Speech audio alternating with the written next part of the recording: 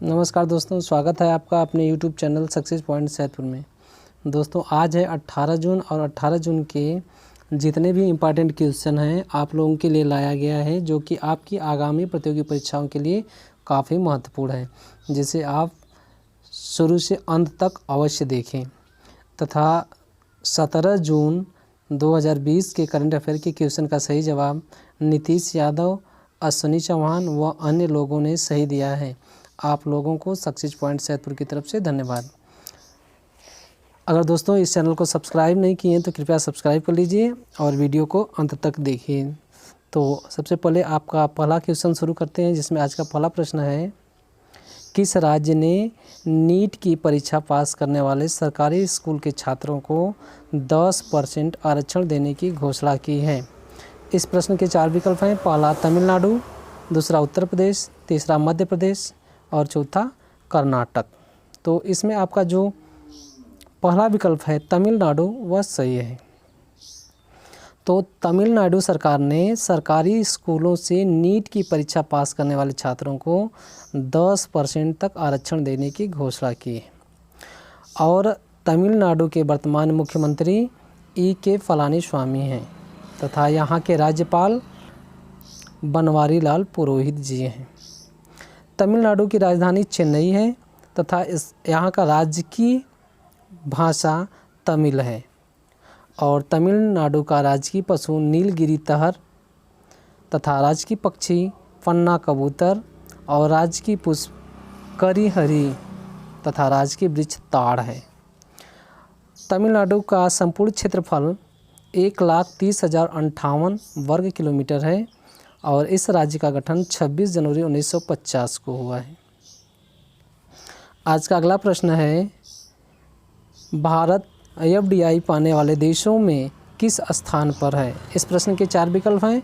पहला 7वें, दूसरा 8वें, तीसरा 9वें और चौथा 10वें।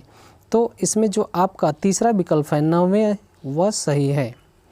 तो भारत को वर्ष 2019 में 51 अरब डॉलर का विदेशी निवेश प्राप्त हुआ है और वह वर्ष 2019 के दौरान विश्व में सबसे अधिक प्रत्यक्ष विदेशी निवेश प्राप्त करने वाला 9वां देश बना है।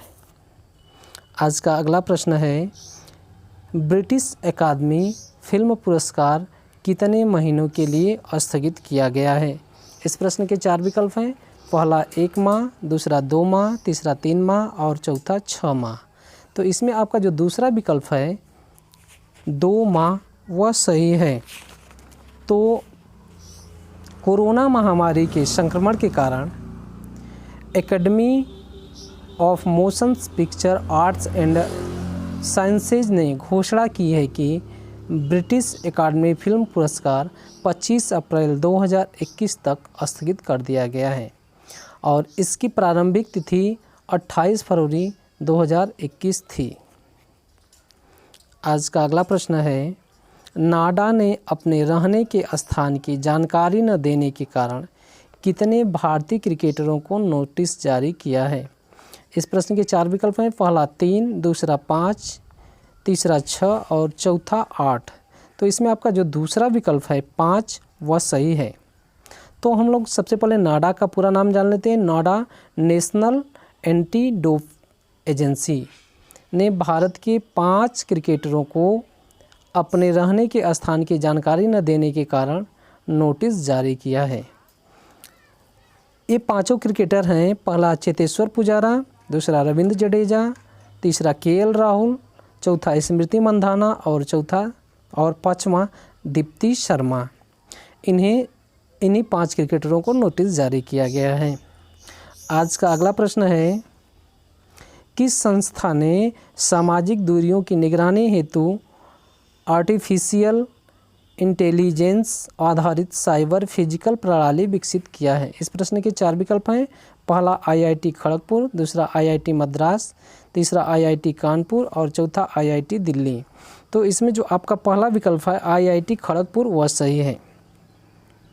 तो इसके बारे में हम लोग कुछ जान लेते हैं। IIT खड़गपुर के शोधकर्ताओं ने एक समूह में सार्वजनिक स्थानों पर शारीरिक दूरियों की निगरानी हेतु कृत्रिम बुद्धिमत्ता पर आधारित साइबर भौतिक प्रणाली विकसित की है जो शारीरिक दूरी के मानदंडों का उल्लंघन करने पर ध्वनि के माध्यम से चेतावनी देगा। दोस्तों, अगर इस चैनल को सब्सक्राइब नहीं किए तो कृपया सब्सक्राइब कर लीजिए और वीडियो पर अंत तक बने रहिए। आज का अगला प्रश्न है, विश्व बुजुर्ग दुर्व्यवहार रोकथाम जागरूकता दिवस कब मनाया जाता है? इस प्रश्न के 4 विकल्प हैं। पहला 15 जून, दूसरा 16 जून, तीसरा 17 जून और चौथा 18 जून। तो इसमें जो आपका पहला विकल्प है 15 जून वह सही है। तो हम लोग जान लेते हैं विश्व बुजुर्ग दुर्व्यवहार रोकथाम के लिए जो मनाया जाता है। तो विश्व बुजुर्ग दुर्व्यवहार रोकथाम हर वर्ष 15 जून को मनाया जाता है और यह सर्वप्रथम संयुक्त राष्ट्र महासभा द्वारा वर्ष 2011 में आधिकारिक रूप से इसकी मान्यता दी गई, जिसका मुख्य उद्देश्य बुजुर्ग लोगों के साथ दुर्व्यवहार और पीड़ा के विरोध में आवाज़ उठाना है। आज का अगला प्रश्न है, किस शहर के रेलवे स्टेशन ने रोबोट कैप्टन लॉन्च किया है? इस प्रश्न के 4 विकल्प हैं।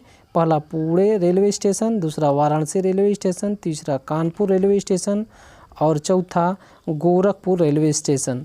तो इसमें जो आपका पहला विकल्प है पुणे रेलवे स्टेशन वह सही है। तो हम लोग जान लेते हैं इसके बारे में, रोबोट कैप्टन अर्जुन के बारे में। जो है पुणे रेलवे स्टेशन सुरक्षा बल ने शुक्रवार को रोबोट कैप्टन अर्जुन लॉन्च किया है।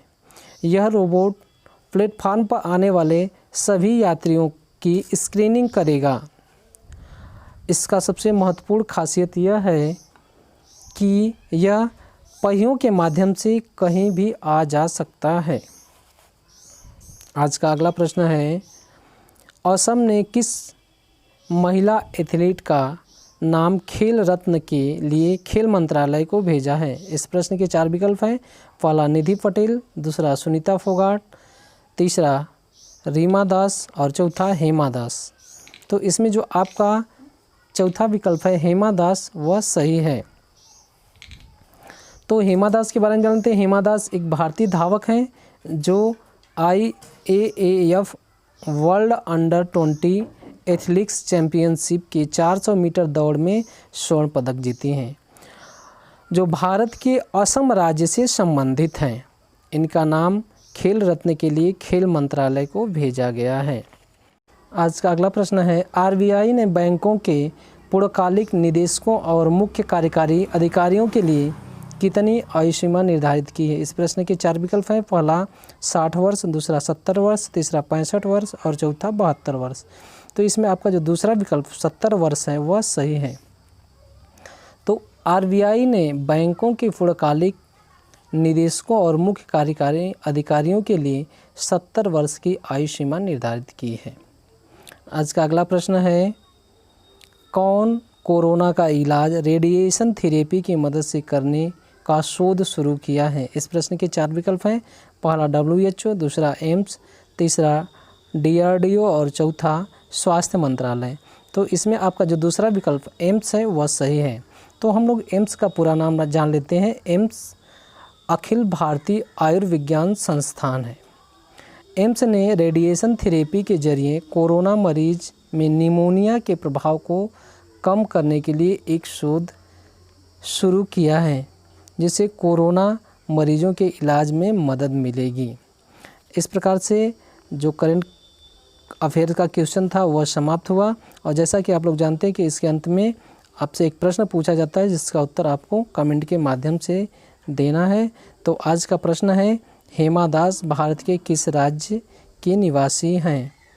तो इस प्रश्न का उत्तर आप कमेंट के माध्यम से दे सकते हैं। और आज का एक करंट अफेयर का क्वेश्चन कैसा रहा, इसका जवाब भी आप कमेंट के माध्यम से दे सकते हैं। और अगर इस चैनल को सब्सक्राइब नहीं किए तो सब्सक्राइब कर लीजिए और वीडियो को लाइक, शेयर, कमेंट अवश्य कीजिए। धन्यवाद।